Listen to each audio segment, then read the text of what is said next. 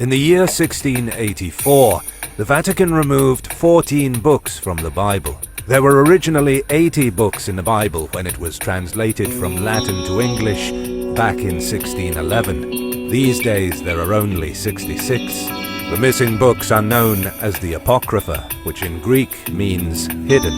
The missing books include Esdras, Tobit, Judith, the Wisdom of Solomon, the Songs of the Three Holy Children, Bel and the Dragon, Maccabees, and the Prayer for Manasseh.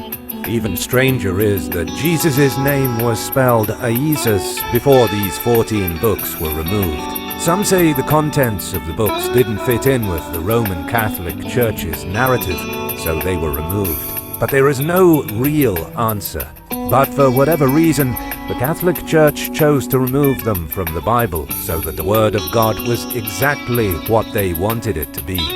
Number 9. Alien influences. Russian professor Genrikh Ludwig allegedly gained access to the secret Vatican archives in the 1920s, but we don't actually have the evidence that Ludwig was inside the secret archives. The story goes that Ludwig was allowed into the archives, where he discovered over 53 miles, 85 kilometers of shelving and 35,000 volumes of catalogues. There were papers that discussed how aliens had influenced all the most ancient civilizations of the world. In the 4th millennium BC, the Sumerians went from a bunch of primitive hunters to building walls, laying down irrigation canals, and coming up with a writing system. It could very well be that the aliens helped them, and that the Vatican has known about it all this time. Number 8. The Antichrist. In 2010, Reverend Gabriel Amorth was 85 years old. He was also the chief exorcist in the Vatican, with a history of treating over 70,000 cases of demonic possession. In an interview with the Italian newspaper La Repubblica, the Reverend defended his work and freely admitted that he believes the devil is a pure and invincible spirit of evil.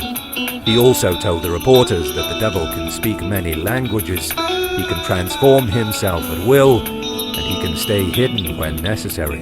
But perhaps even more shocking is that when the Reverend discussed an attack by the devil in 1981, Gabriel Amorth claimed the devil infiltrated the Vatican and tried to directly attack John Paul II. And then in 2008, the devil got back into the Vatican again and possessed a Swiss-Italian woman named Susanna Maiolo. On Christmas Eve, she attempted to push down Pope Benedict XVI, but was foiled by the Pontifical Swiss Guard. She went back the next year on Christmas Eve during midnight mass and knocked the Pope over. The Reverend passed on in 2016, leaving behind a rather bizarre legacy of demonic paranoia in the Vatican.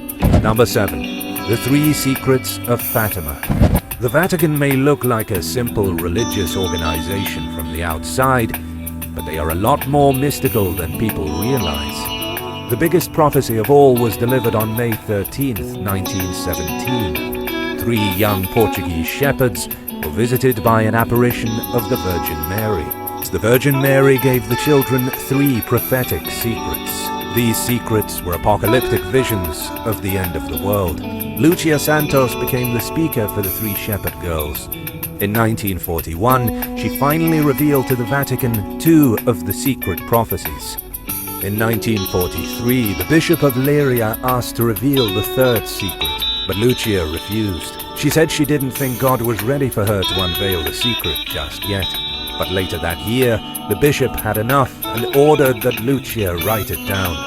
The first secret was revealed by Lucia in her memoir to be a vision of hell. The second secret had to do with World War I and World War II. She predicted World War I would end, but that another war would quickly follow, should men continue to offend God. And in that, she was right. The third secret is hugely controversial.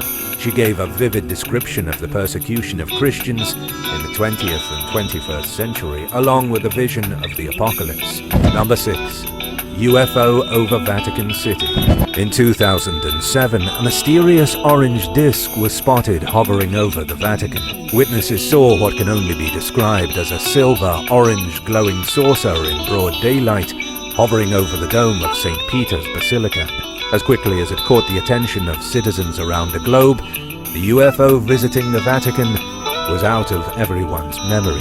But that doesn't change the fact that it happened. Something strange and seemingly alien hovered above the Vatican for several minutes in 2007. But nobody has any possible way of knowing if it truly did come from outer space. Number 5. The Lost Gospel. There is allegedly written evidence that Jesus Christ married Mary Magdalene and had babies. The evidence comes in the form of a manuscript from the 6th century. The manuscript tells a story of Jesus Christ as a sexual person who fell in love with Mary Magdalene and had some babies. Also, the manuscript paints Mary Magdalene as the daughter of God and the co-redeemer of humanity. But this obviously wouldn't have sat right with the Vatican, who wanted to whitewash Jesus and turn Christians into prudes. Number 4. Profiting from hypocrisy. The Vatican prospers frequently from things they don't believe in. As an example, you probably didn't know that the Vatican invested millions of euros in getting the film Rocket Man produced. This seems like a conflict of interest, considering Rocket Man was a film about Elton John finding happiness in his marriage to his husband David, a relationship extremely frowned upon by the church. But even though that's what the movie was about, the Vatican had no problem investing roughly $1 million in getting it made so that they could get a piece of the pie. Number 3. The Dead Man's Trail. In the year 897, Pope Stephen VI went through a lot of trouble to put a dead man on trial. It was one of the most bizarre things the Vatican ever did, at least that we know about. Pope Formosus had already been dead for a few months and had no real way of defending himself or his honor. A deacon was even appointed to speak on behalf of the corpse. What followed will seem like insanity. Pope Stephen VI accused the former pope in front of an audience and hurled words at him as though he were screaming at a real, living person. The dead pope was, at the end of the farcical trial, found guilty of usurping the papacy. 3 of his fingers were cut off, and his body was cast into the river. Shortly after, Pope Stephen VI was thrown in prison and then strangled to death. Number 2. The Secret Archives. There is no place on this planet more secret than the Vatican's secret archives. Everything in the archives is so secretive that the Vatican only allows entry to the most trusted scholars over the age of 75. And while some say there are alien bodies in the archives and wild things like time machines, none of that is probably true.